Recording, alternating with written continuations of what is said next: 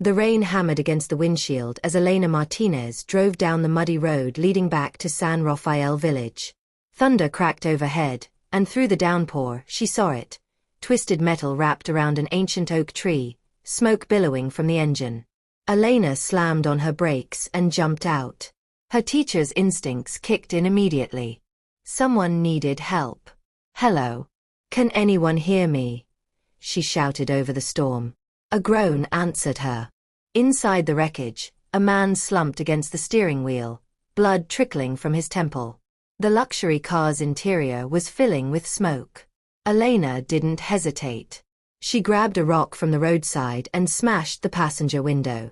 Glass scattered as she reached inside, fumbling for the door lock. The man's eyes fluttered open, dark, intense, and filled with pain. "Don't move me," he whispered hoarsely. "Dangerous. People looking." "You need a hospital," Elena insisted, but his hand gripped her wrist with surprising strength. "No hospitals. Please. Hide me." Elena's mind raced. This was insane. But something in his desperate gaze convinced her. She pulled him from the wreckage just as flames began licking at the hood. They collapsed together onto the wet grass as the car exploded behind them, the heat wave pushing them forward. The man passed out in her arms. Elena checked his pulse, steady but weak. She couldn't take him to the clinic without questions. Her small cottage was closer. Using every ounce of strength, she dragged him to her car and drove through the storm to her grandmother's old house on the edge of the village. The wooden structure looked humble against the lightning-streaked sky. Inside, she laid him on her bed and began assessing his injuries. A deep gash on his arm, possible broken ribs, bruises everywhere. But nothing immediately life-threatening if she could stop the bleeding. As she cleaned his wounds, Elena studied his face. Even bruised and bloodied, he was striking. His clothes, though torn, were clearly expensive. The watch on his wrist probably cost more than her annual salary. "Who are you?" she whispered to the unconscious stranger. Outside, headlights swept across her window. A black SUV slowed on the road, its occupants clearly searching for something. Elena held her breath until it passed. She had just saved a man's life. But as dawn approached and he lay unconscious in her bed, Elena realized she might have also invited danger into her quiet village life. The stranger's eyes opened as the first light crept through her window. They locked onto hers with an intensity that made her breath catch. "Thank you," he murmured. "You saved my life." "Who are you?" Elena asked again. "And who's after you?" He closed his eyes. "My name is Adrian. And the less you know, the safer you'll be."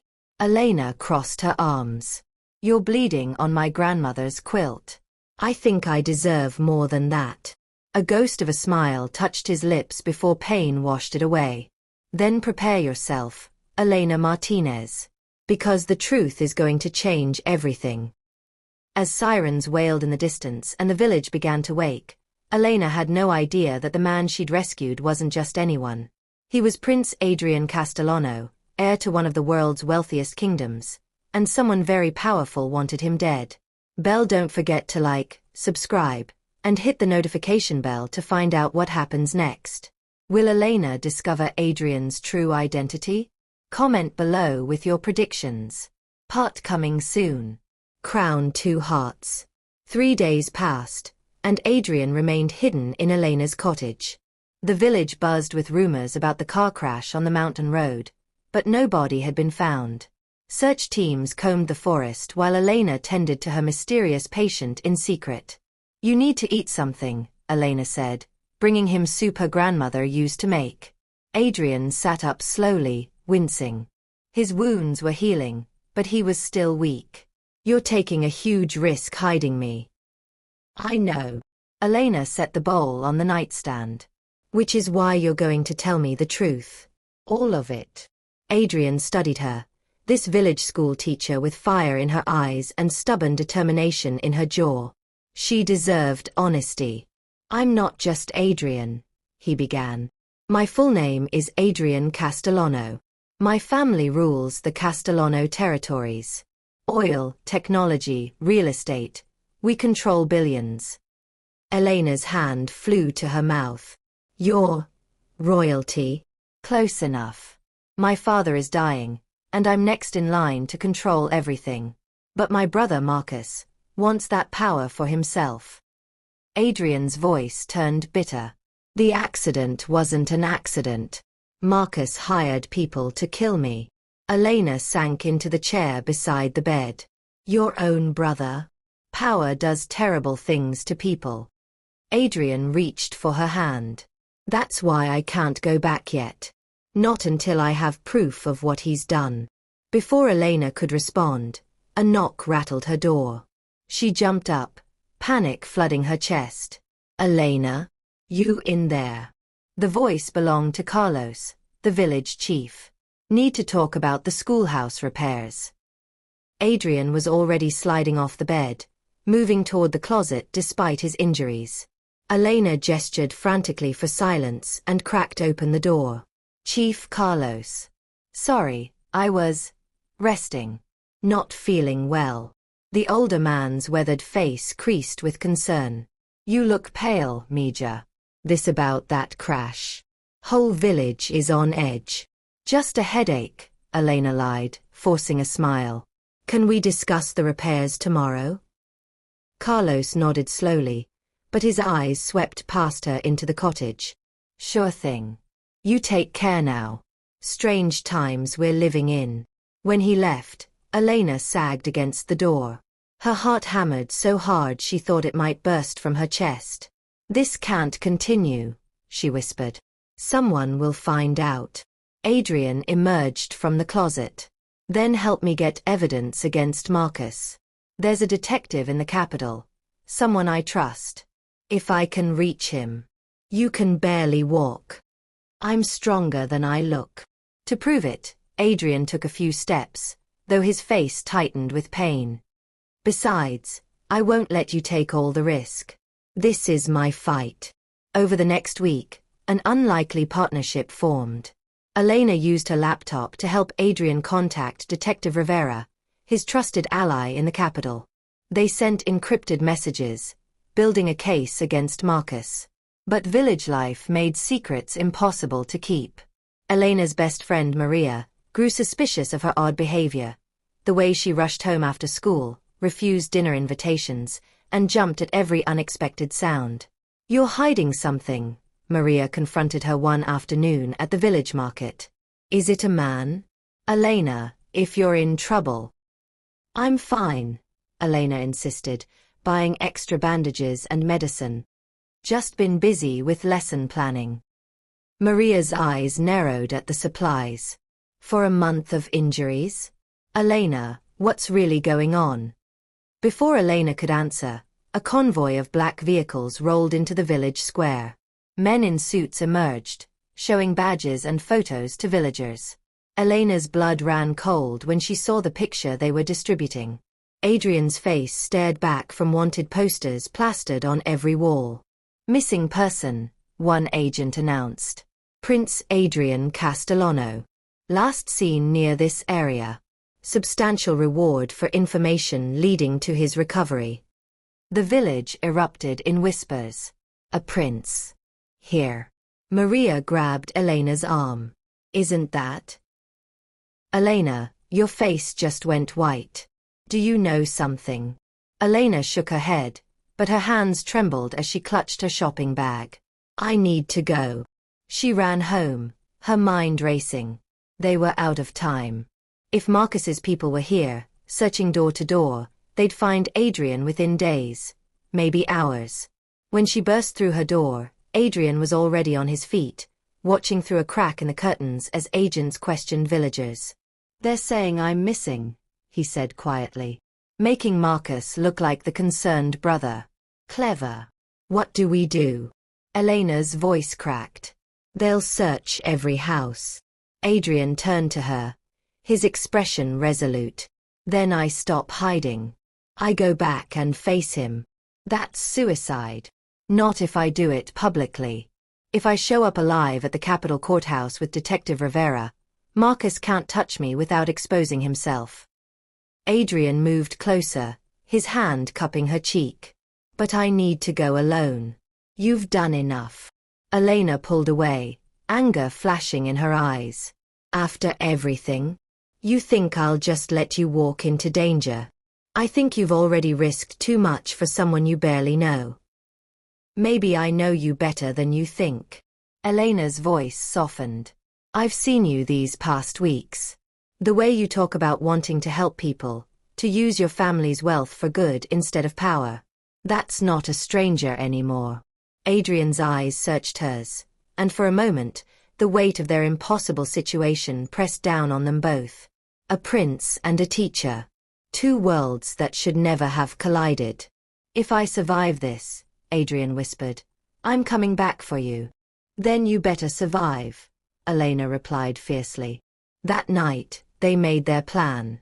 At dawn, Adrian would leave for the capital with evidence Detective Rivera had helped them compile. Elena would stay behind, maintaining her normal life, drawing no attention. As the first light of morning broke, they stood at her door. Adrian was dressed in the simple clothes she'd bought him at the market. No one would recognize the prince in worker's jeans and a faded shirt. Thank you, Elena, he said. For saving my life. For believing me. For. She kissed him, cutting off his words. It was brief, desperate, filled with all the things they couldn't say. When she pulled back, tears glistened in her eyes. Come back to me, Adrian Castellano. I promise. He walked into the morning mist, disappearing down the mountain path. Elena watched until she could no longer see him, her heart aching with fear and hope in equal measure. She didn't know that watching from the trees was one of Marcus's men, phone already raised, texting his boss. Found him. Village teacher hiding the prince. What are your orders? Adrian made it to the capital, but Elena's troubles were just beginning. By noon, 3 black SUVs rolled up to her cottage. Men in expensive suits emerged, their faces hard and businesslike. Elena was in her garden when they arrived, her hands dirty from planting tomatoes, the same innocent activity that had filled her weekend for years. Now, it felt like a thin disguise. Miss Martinez. The lead agent flashed credentials. We need to ask you some questions about Prince Adrian Castellano. Her heart hammered, but she kept her voice steady. I saw the posters. Is he all right? That's what we're trying to determine. The agent's eyes swept over her cottage. May we come inside? Elena had no choice. She led them in, watching as they examined every corner of her small home. They found the bloody bandages in her trash, the men's clothes in her closet, the makeshift medical supplies. Interesting collection for someone who lives alone, the agent observed. I volunteer at the village clinic, Elena replied. Always keep supplies on hand. And the men's clothing? My brother visits sometimes. The lies felt heavy on her tongue, but she held their gaze. They had no proof yet. She'd been careful to destroy anything that could directly link Adrian to her home. After an hour of questions that went in circles, the agents finally left. But the damage was done. By evening, the entire village knew that Elena Martinez had been questioned about the missing prince. The whispers started immediately. She was hiding him all along. That school teacher. With a prince. She's after his money, obviously. Scandalous. What will the children's parents think? Maria showed up at her door that night, arms crossed. The truth, Elena. Now. Elena sank onto her porch steps, exhausted. I found him after the crash. He was dying, Maria. What was I supposed to do? Call for help. Not hide a fugitive prince in your bedroom. Maria's voice rose, then softened. Elena, you could lose everything. Your job, your reputation, your safety. I know. Elena's voice cracked. But I couldn't let him die. And now. She couldn't finish. Now her heart was involved in ways she hadn't anticipated. Maria sat beside her, silent for a long moment. You love him. It wasn't a question. Elena nodded, tears spilling down her cheeks. I'm so stupid. He's a prince. I'm a village teacher. It could never work. Love isn't stupid, Maria said softly. But it sure is complicated. That night, Elena's phone buzzed with an unknown number. Made it safely. Detective has the evidence. Marcus will be arrested within 48 hours. Thank you for everything. Relief flooded through her.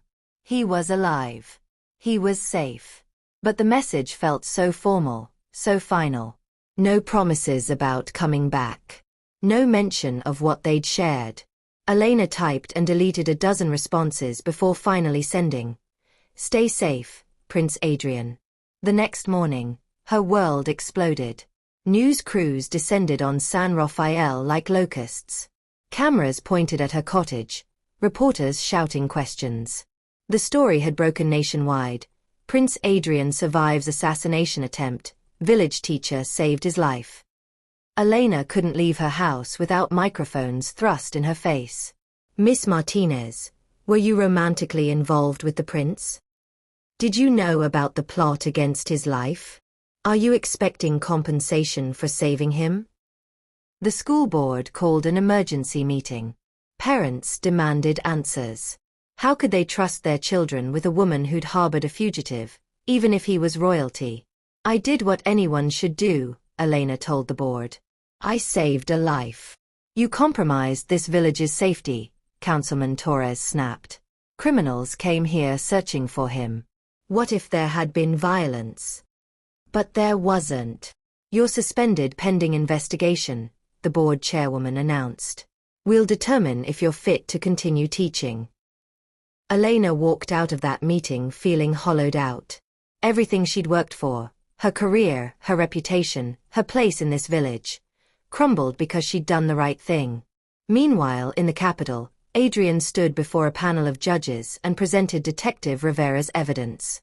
Bank transfers, communications, testimony from the would-be assassins Marcus had hired. The case against his brother was ironclad.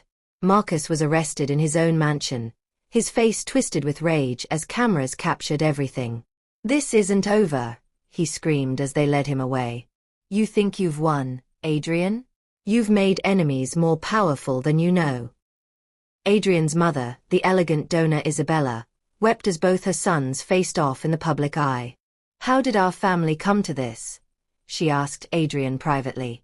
All this wealth, this power, and we've destroyed ourselves with it. Not destroyed, mother, Adrian said gently. Saved. Marcus would have ruined everything father built. Now we can rebuild properly. And what about that teacher? His mother's eyes were sharp. The village girl all the papers are talking about? Adrian's jaw tightened. Elena saved my life. So you'll repay her with money and move on? No.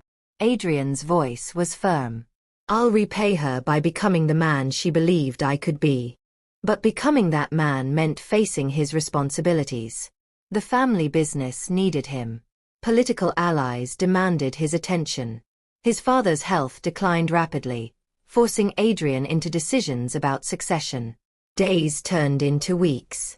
Adrian sent money to San Rafael, funding for a new school, clinic upgrades, infrastructure improvements. But he didn't come himself. Elena watched her village transform with bittersweet pride. Children had new textbooks. The clinic had modern equipment. Roads were paved. All because she'd saved a prince's life. But the price she'd paid felt steep. Parents still whispered. Some pulled their children from her classes when she was finally reinstated. Maria tried to be supportive, but even their friendship felt strained. He's forgotten you, Maria said one evening, though not unkindly. He's back in his world. You need to move on. Elena knew she was right. But her heart wasn't ready to let go of those stolen weeks when a prince had been just a man, and she'd been just a woman, and the connection between them had felt more real than anything she'd ever known. 1 month after Adrian left, Elena received a formal invitation. the Castellano family requests the honor of your presence at a charity gala benefiting rural education initiatives. Her hands trembled as she read it. Was this closure?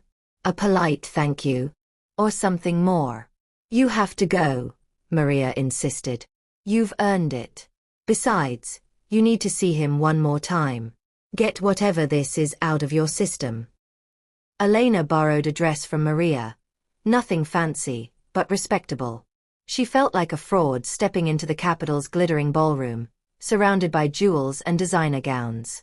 Then she saw him. Adrian stood across the room, impossibly handsome in a tailored tuxedo, his injuries healed, his bearing every inch the prince he was born to be. He was talking to dignitaries, laughing at something an ambassador said. He looked happy. He looked like he belonged. He looked nothing like the broken man who'd bled on her grandmother's quilt. Elena's courage faltered. This was a mistake. She turned to leave. Elena. His voice stopped her. She turned back to find Adrian pushing through the crowd. His eyes locked on hers with that same intensity that had pierced through her that rainy night. You came, he breathed, reaching her side. You invited me, she replied, proud that her voice stayed steady. I wasn't sure you would. After everything, I thought. He trailed off, seeming uncertain for the first time since she'd met him. Thought what? That you'd moved on. That you'd realized a village teacher and a prince make no sense. Elena's heart cracked open. And do we make sense? Adrian took her hand, and the ballroom seemed to quiet around them. No. We make no sense at all. His thumb traced her knuckles. But I haven't stopped thinking about you for a single day. You're the last thought before I sleep and the first when I wake. You're in every decision I make, every reform I push through. I keep asking myself, what would Elena do? What would she want me to do with this power? Tears pricked Elena's eyes. Adrian. I know I have no right to ask this. You have your life, your school, your village. But Elena Martinez, I need to know. Is there any chance you could love a fool who took too long to realize what matters most? The ballroom waited. The world waited. And Elena, looking into the eyes of the man she'd saved, the prince who'd saved her in return, knew her answer. I already do, she whispered. God help me, I already do. The kiss that followed Adrian's confession made headlines worldwide.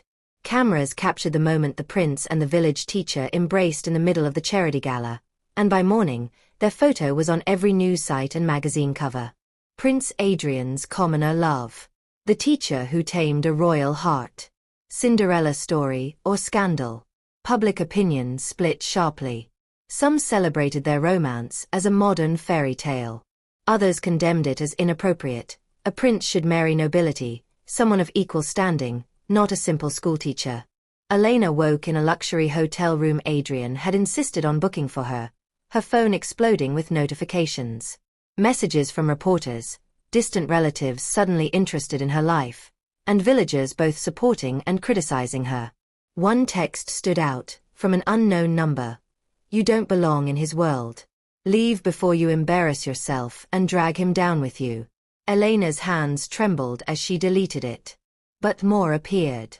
Anonymous threats, warnings, cruel comments about her background, her appearance, her worthiness.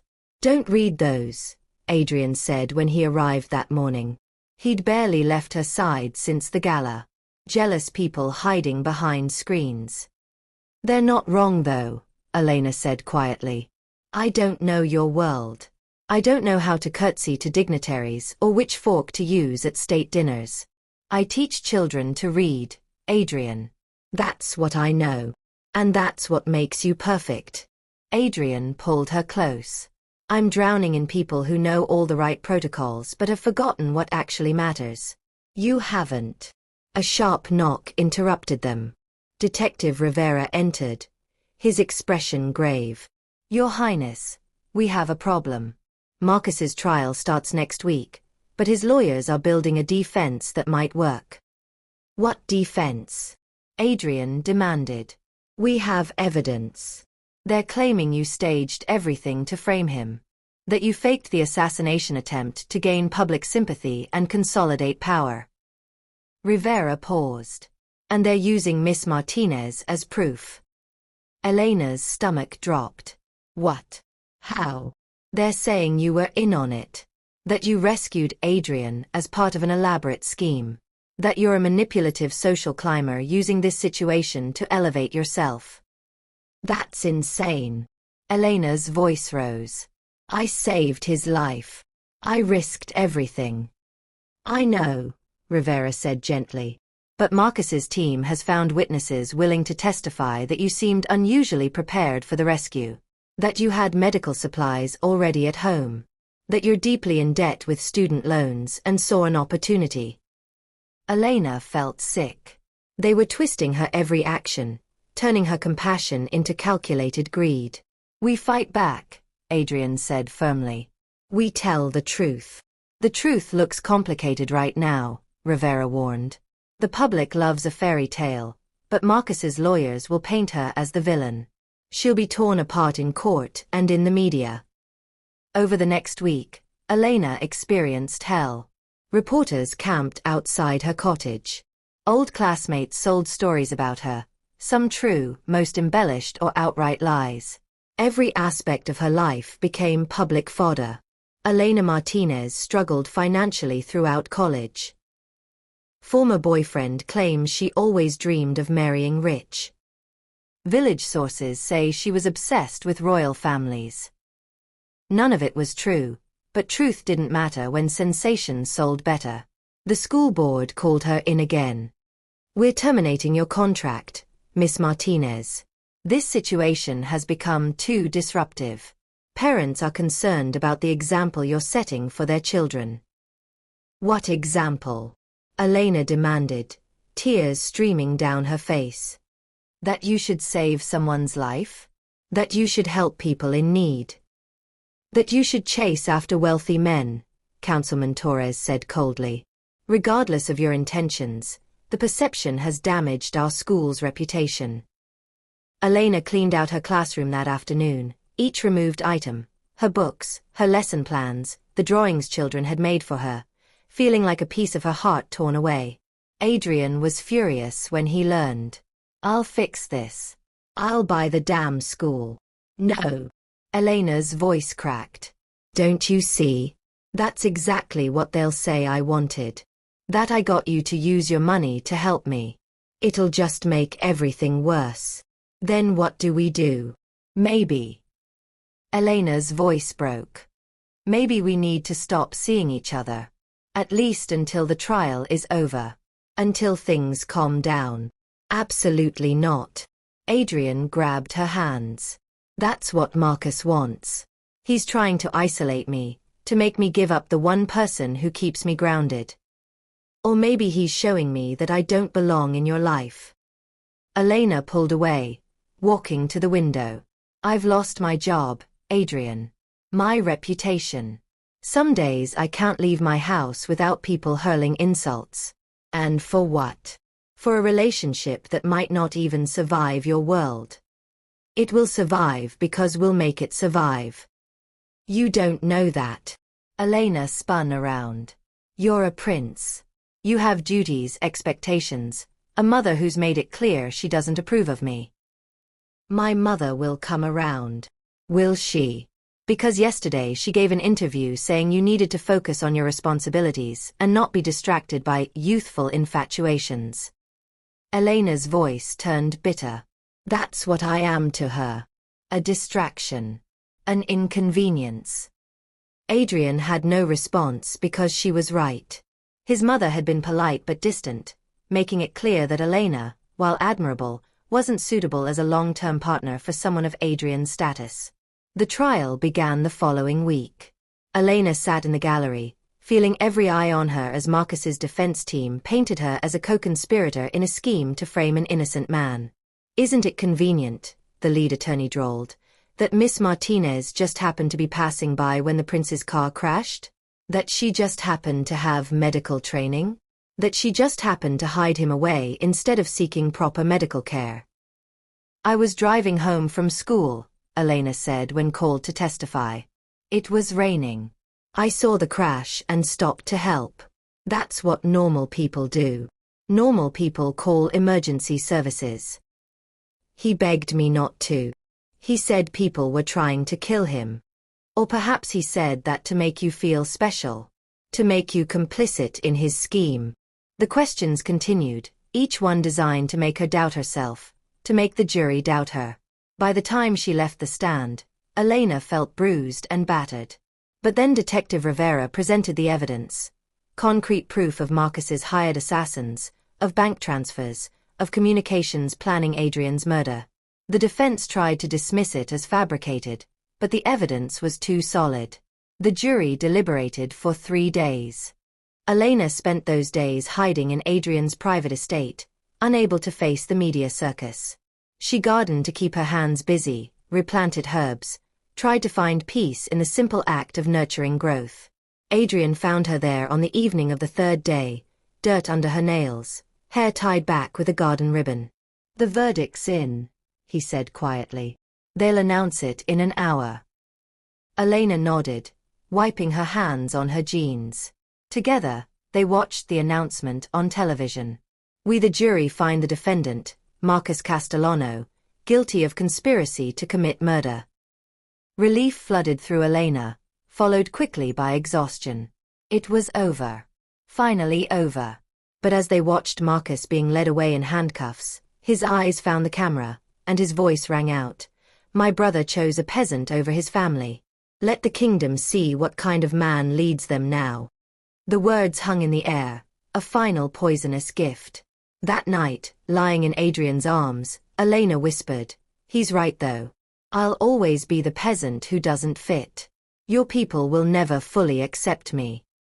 Then I'll spend every day proving them wrong," Adrian murmured into her hair.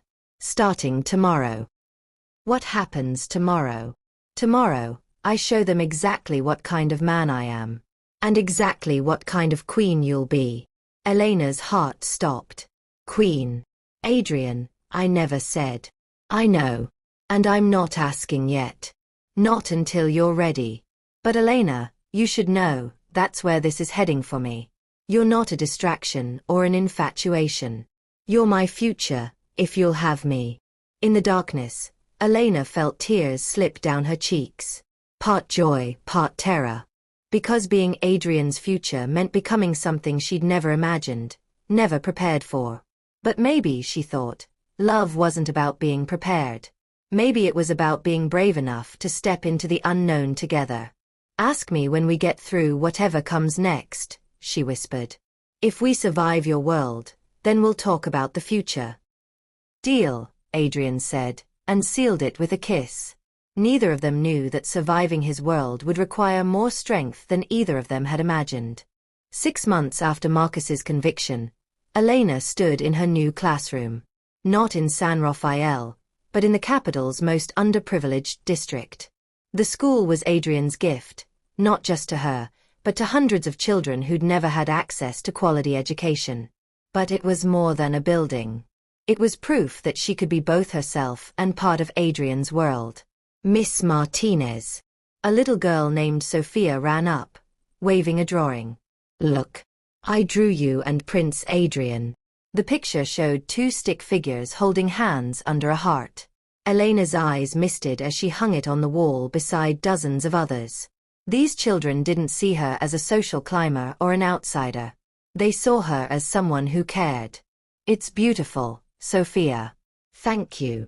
That evening, Adrian picked her up in an unmarked car, their compromise for privacy. They'd learned to steal moments away from the cameras, from the expectations, from the weight of public opinion. "How was your day?" he asked, pulling her close. "Perfect." Elena smiled. 12 new students enrolled. "We're going to need another teacher soon." "Consider it done." Adrian kissed her forehead. "And how are you?" "Really?" Elena understood what he was asking. The past months hadn't been easy. Despite Marcus's conviction, criticism of their relationship continued. Opinion pieces questioned whether a prince should marry below his station. Adrian's mother, while more accepting, still maintained a polite distance. I'm okay, Elena said honestly. Some days are harder than others. But I'm okay. I hate that you have to endure this because of me. I endure it because I love you. Elena cupped his face. But Adrian, we need to talk about the future. Your mother is pressuring you about succession. The council wants certainty. And You want to know if I'm serious. I want to know if we're serious. Not just in love, but realistic about what a life together would mean. Elena took a breath. If we do this, if we really commit, I'll become Princess Elena. I'll have duties, expectations, a whole country watching my every move. And I need to know, is that what you want? Not just me, but all that comes with me. Adrian was quiet for a long moment. Then he pulled the car over, turning to face her fully. Elena, you've asked the wrong question. The question isn't whether I want all that comes with you. The question is whether you want all that comes with being my wife. His hand reached into his jacket pocket. Elena's heart stopped as he pulled out a small velvet box. I was going to wait, Adrian said, his voice rough with emotion. Plan something elaborate. But you're right, we need certainty. So here's mine. He opened the box, revealing a ring that took Elena's breath away. Not gaudy or oversized, but elegant, a deep blue sapphire surrounded by small diamonds. It was my grandmother's, Adrian explained. She was a commoner too. A nurse who married my grandfather during the war. Everyone said it wouldn't last, that she'd never fit in. But she became the most beloved queen our family ever had, because she never stopped being herself. Tears streamed down Elena's face. Elena Martinez, you saved my life that rainy night. But you've done more than that. You've shown me what it means to lead with heart instead of just power. You've made me want to be better, to do better. And I know our road won't be easy. I know there will be people who doubt you, who criticize us. But I also know that I want to face all of it with you by my side. He took her trembling hand. Will you marry me? Will you be my princess, my partner, my queen? Elena couldn't speak past the lump in her throat. All the doubts, all the fears, they didn't disappear. But looking into Adrian's eyes, she saw something more powerful than fear. She saw home. Yes, she whispered. Yes, 1,000 times yes. The ring slid onto her finger perfectly, as if it had been waiting for her all along. They kissed as the sun set over the capital, two people from different worlds choosing to build a new one together. The wedding took place 3 months later in San Rafael village.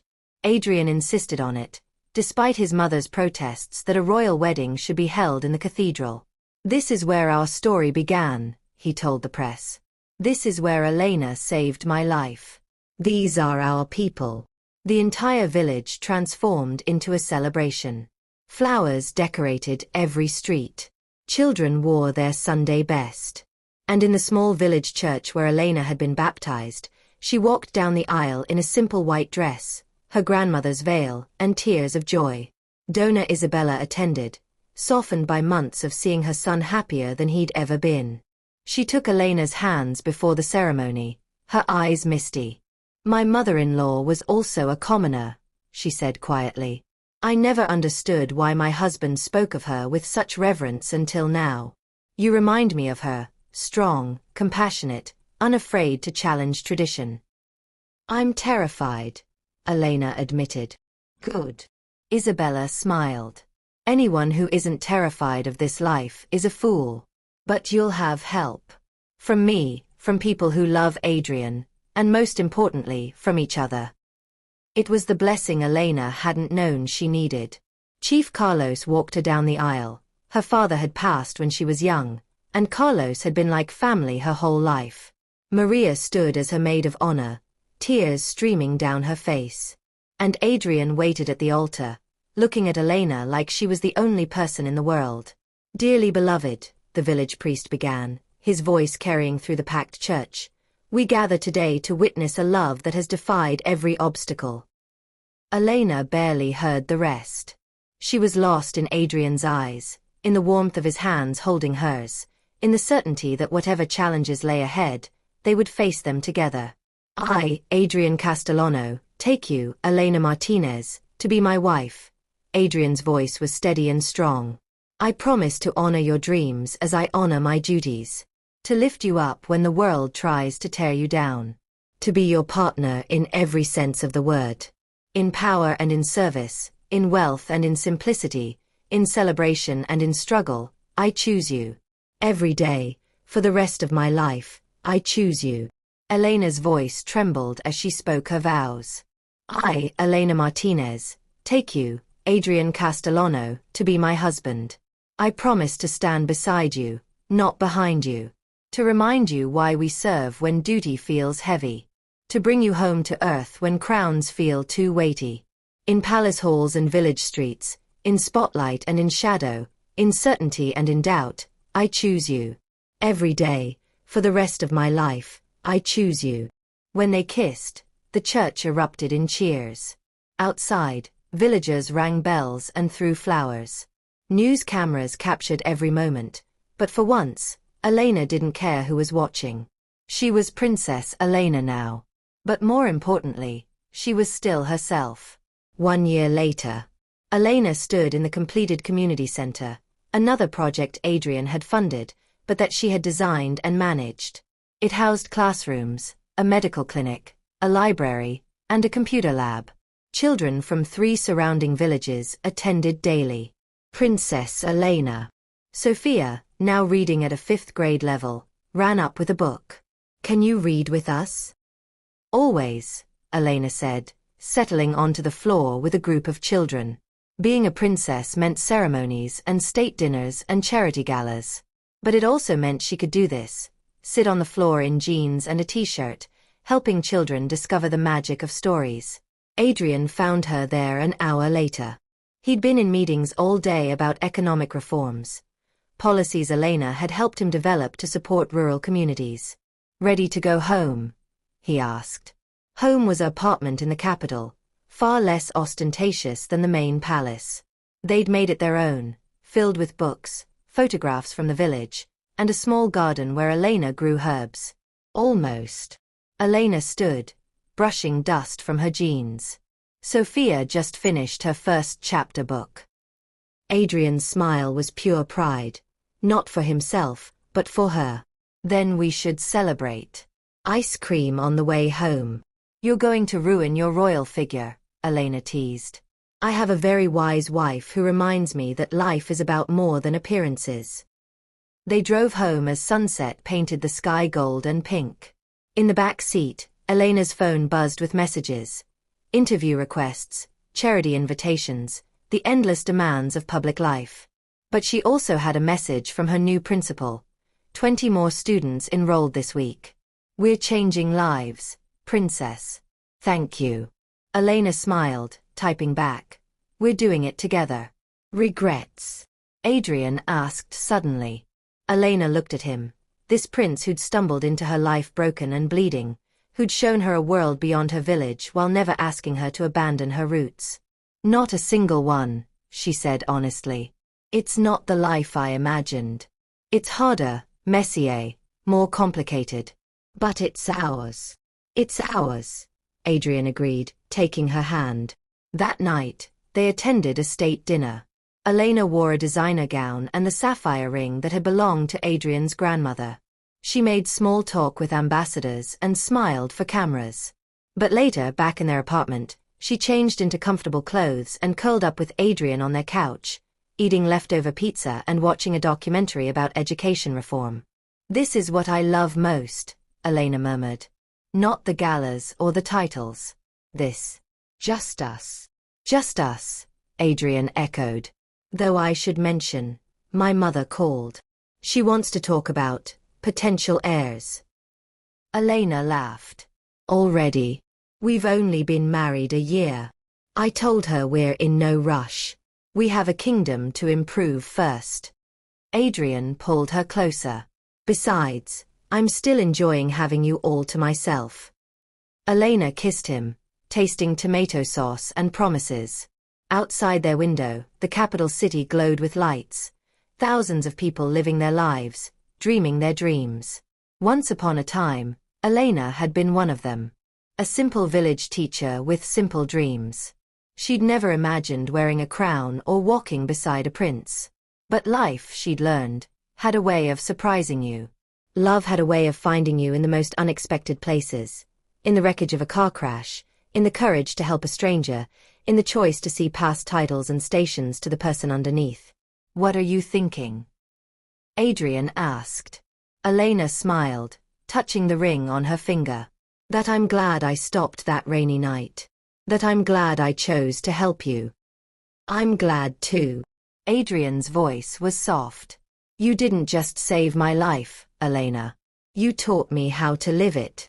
In the years that followed, Princess Elena would face many challenges. There would be critics who never accepted her, traditions she'd struggle to navigate, moments when the weight of the crown felt too heavy. But there would also be triumphs. Schools built, policies changed, lives improved. She would become known not as the commoner princess, but as the people's princess, someone who never forgot where she came from even as she helped shape where the kingdom was going. And through it all, she would have Adrian. Her partner. Her love. Her home. Because some fairy tales don't start with "once upon a time." Some start with a rainy night, a crashed car, and a woman brave enough to stop and help a stranger. And some fairy tales, the best ones, aren't really about princes and crowns at all. They're about two people choosing each other every single day, no matter what the world throws at them. They're about love that survives fire and scandal and doubt. They're about building a life together, brick by brick, choice by choice, moment by moment. And in the end, that's the only kind of fairy tale worth believing in. The end. Belle, thank you for joining Elena and Adrian's journey. If you loved this story, please like, share, and subscribe for more inspiring tales. 2 hearts crown. Comment below. Red heart if you believed in their love from the start, crown if you'd want to be a princess like Elena, books if you loved the message about education and service, fire for your favorite moment in the story. What story should I tell next? Drop your suggestions in the comments. Your support means everything. Don't forget to hit that notification bell so you never miss a new story. Share this with someone who needs to believe in love today. Elena barely heard the rest. She was lost in Adrian's eyes, in the warmth of his hands holding hers, in the certainty that whatever challenges lay ahead, they would face them together.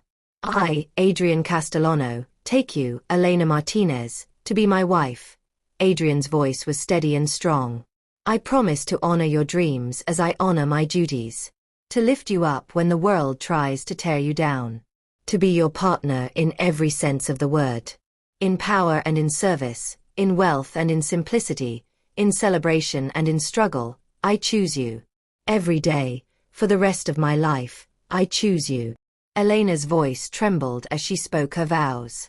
"I, Elena Martinez, take you, Adrian Castellano, to be my husband. I promise to stand beside you, not behind you. To remind you why we serve when duty feels heavy. To bring you home to earth when crowns feel too weighty. In palace halls and village streets, in spotlight and in shadow, in certainty and in doubt, I choose you. Every day, for the rest of my life, I choose you." When they kissed, the church erupted in cheers. Outside, villagers rang bells and threw flowers. News cameras captured every moment, but for once, Elena didn't care who was watching.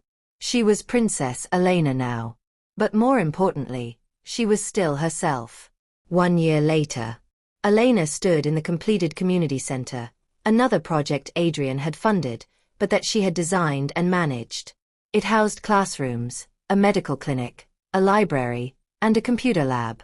Children from 3 surrounding villages attended daily. Princess Elena. Sophia, now reading at a 5th grade level, ran up with a book. "Can you read with us?" "Always," Elena said, settling onto the floor with a group of children. Being a princess meant ceremonies and state dinners and charity galas. But it also meant she could do this, sit on the floor in jeans and a t-shirt, helping children discover the magic of stories. Adrian found her there an hour later. He'd been in meetings all day about economic reforms. Policies Elena had helped him develop to support rural communities. Ready to go home? He asked. Home was an apartment in the capital, far less ostentatious than the main palace. They'd made it their own, filled with books, photographs from the village, and a small garden where Elena grew herbs. Almost. Elena stood, brushing dust from her jeans. Sophia just finished her first chapter book. Adrian's smile was pure pride. Not for himself, but for her. Then we should celebrate. Ice cream on the way home. You're going to ruin your royal figure, Elena teased. I have a very wise wife who reminds me that life is about more than appearances. They drove home as sunset painted the sky gold and pink. In the back seat, Elena's phone buzzed with messages. Interview requests, charity invitations, the endless demands of public life. But she also had a message from her new principal. 20 more students enrolled this week. We're changing lives, Princess. Thank you. Elena smiled, typing back. We're doing it together. Regrets? Adrian asked suddenly. Elena looked at him. This prince who'd stumbled into her life broken and bleeding, who'd shown her a world beyond her village while never asking her to abandon her roots. Not a single one, she said honestly. It's not the life I imagined. It's harder, messier, more complicated. But it's ours. It's ours, Adrian agreed, taking her hand. That night, they attended a state dinner. Elena wore a designer gown and the sapphire ring that had belonged to Adrian's grandmother. She made small talk with ambassadors and smiled for cameras. But later, back in their apartment, she changed into comfortable clothes and curled up with Adrian on their couch, eating leftover pizza and watching a documentary about education reform. This is what I love most, Elena murmured. Not the galas or the titles. This. Just us. Just us, Adrian echoed. Though I should mention, my mother called. She wants to talk about potential heirs. Elena laughed. Already? We've only been married a year. I told her we're in no rush. We have a kingdom to improve first. Adrian pulled her closer. Besides, I'm still enjoying having you all to myself. Elena kissed him, tasting tomato sauce and promises. Outside their window, the capital city glowed with lights. Thousands of people living their lives, dreaming their dreams. Once upon a time, Elena had been one of them. A simple village teacher with simple dreams. She'd never imagined wearing a crown or walking beside a prince. But life, she'd learned, had a way of surprising you. Love had a way of finding you in the most unexpected places. In the wreckage of a car crash, in the courage to help a stranger, in the choice to see past titles and stations to the person underneath. What are you thinking? Adrian asked. Elena smiled, touching the ring on her finger. That I'm glad I stopped that rainy night. That I'm glad I chose to help you. I'm glad too. Adrian's voice was soft. You didn't just save my life, Elena. You taught me how to live it. In the years that followed, Princess Elena would face many challenges. There would be critics who never accepted her, traditions she'd struggle to navigate, moments when the weight of the crown felt too heavy. But there would also be triumphs. Schools built, policies changed, lives improved. She would become known not as the commoner princess, but as the people's princess, someone who never forgot where she came from even as she helped shape where the kingdom was going. And through it all, she would have Adrian. Her partner. Her love. Her home. Because some fairy tales don't start with once upon a time. Some start with a rainy night, a crashed car, and a woman brave enough to stop and help a stranger. And some fairy tales, the best ones, aren't really about princes and crowns at all. They're about two people choosing each other every single day, no matter what the world throws at them. They're about love that survives fire and scandal and doubt. They're about building a life together, brick by brick, choice by choice, moment by moment. And in the end, that's the only kind of fairy tale worth believing in. The end. Belle, thank you for joining Elena and Adrian's journey. If you loved this story, please like, share, and and subscribe for more inspiring tales. 2 hearts crown. Comment below. Red heart if you believed in their love from the start. Crown if you'd want to be a princess like Elena. Books if you loved the message about education and service. Fire for your favorite moment in the story. What story should I tell next? Drop your suggestions in the comments. Your support means everything. Don't forget to hit that notification bell so you never miss a new story. Share this with someone who needs to believe in love today.